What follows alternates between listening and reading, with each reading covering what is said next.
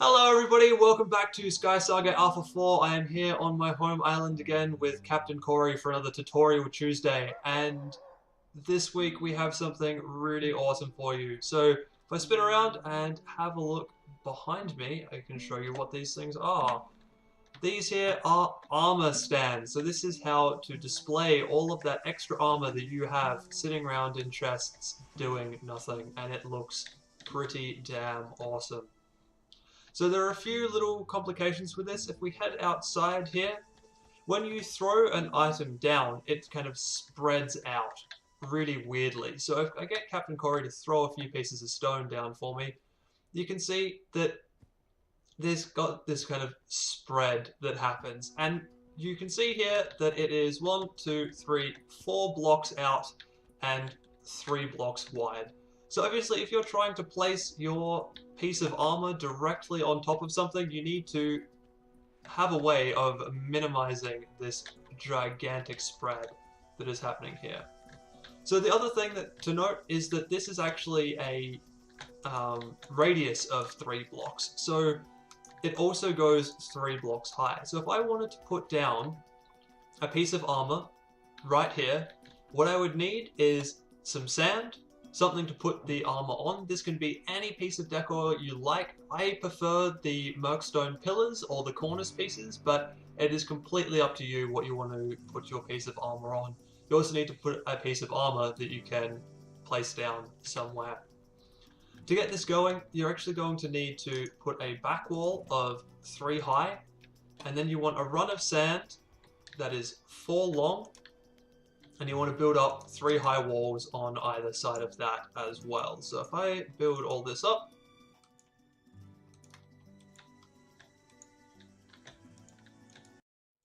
we're ready to go with our armor dropping. So the way this works is that once armor has been dropped, it will stay exactly where it is. Armor will fall through a piece of decor if you have the piece of decor on the ground before you drop the armor.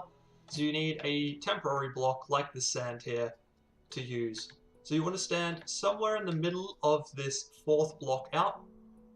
Aim at the 3rd block. Try and place your mouse somewhere inside this spiral. Hit your rucksack.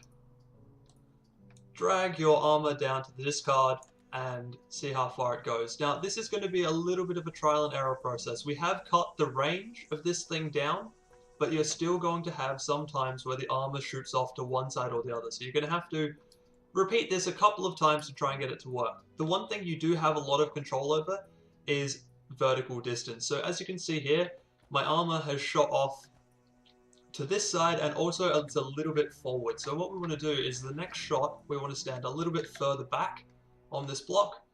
Now it shot off to the left, so I want to aim a little bit more to the right this time round.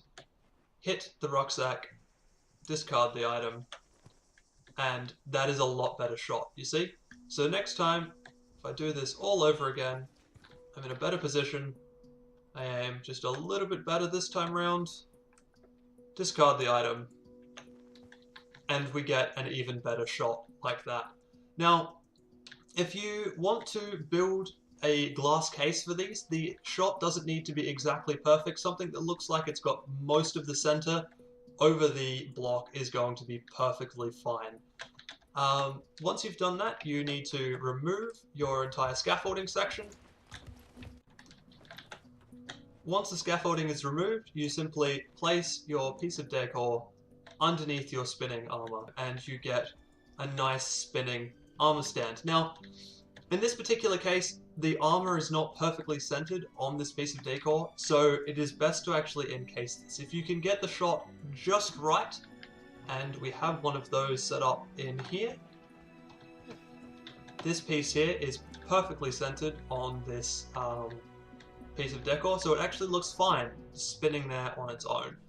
If your shot is not quite so perfect, like this one down here is, it's best to put some glass in the way. This will also stop people from coming to your island and potentially moving the piece accidentally or on purpose.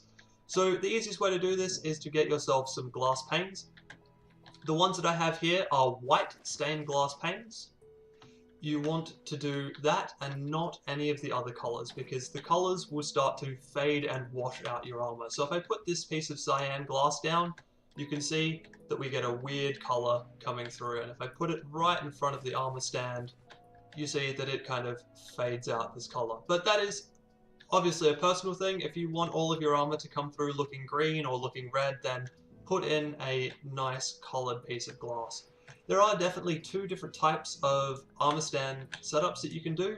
You can do this type of thing where you've got a too high window and the armor piece is too high, or you can put in a small window at the bottom to show off the stand, and then you can have the larger piece of glass above to give you the full view of the armor stand itself. Finally, you can put these things up against walls, sit them on cornice pieces, do all that kind of good stuff.